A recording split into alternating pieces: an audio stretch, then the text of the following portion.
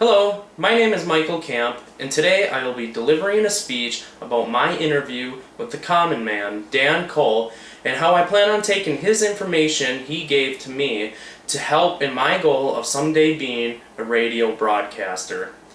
I interviewed KFAN talk show host Dan Cole, his radio show taking place noon to 3, Monday through Fridays on the Fan. He is currently the longest tenured personality on KFAN, starting back in 1993 and becoming full-time in 1994. His road to becoming a popular talk show figure was a long and windy one, as it took him many years and several 13-14 radio stations before settling in with the Fan. Dan actually has been in radio for 30 years now, quite an accomplishment for anyone in any career. Radio wasn't a career he was seeking, however, as getting into radio was more of something to do as he had no job and was a high school dropout. So he decided to attend Brown College, and after 10 months he ended up getting his first radio gig as a news reporter for KQDI in Great Falls, Minnesota.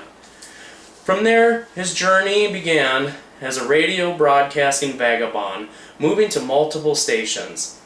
After being let go of his position at the Great Falls radio station due to the station transferring from talk to music, Dan took jobs at stations in Iowa, to Forest Lake, to Cambridge, to Kemmer, Wyoming, to Huntsville, back to Cambridge, and back to Forest Lake. The Forest Lake station was the last station he was at before KFAN. But he told me he wasn't sure if he would stay in radio at that point, as he had been fired or let go by a lot of the previous stations, and he figured if he had been fired one more time, he would quit the radio industry altogether and pursue being a middle school teacher, something that he had striven for a while. While at Forest Lake, him and friend Carl Allen decided to put together a demo tape and sent it to KFAN, sort of as a last resort, as money just wasn't what he was hoping. But luckily, KFAN needed weekends filled. He did weekends for a while until KFAN asked him to be with Chad Hartman and Dan Barrero on their daily radio show during the weekdays. And finally, he got his own radio show, and he hasn't let go of it. And while he absolutely enjoys his job and doesn't plan on leaving anytime soon, he does say if it gets to be too much, or if he starts to lose interest, he could walk away in a heartbeat.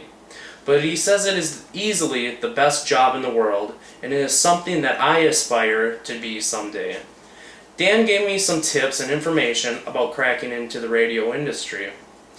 It is a much easier industry to try to get into if you are single and without children, for several reasons.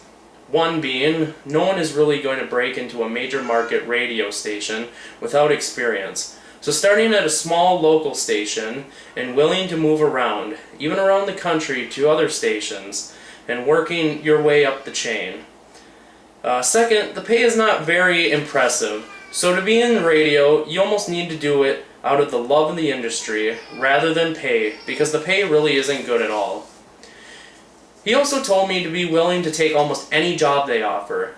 At one station he was at, he became sports director, and then they were looking for a program director, so he took on that job.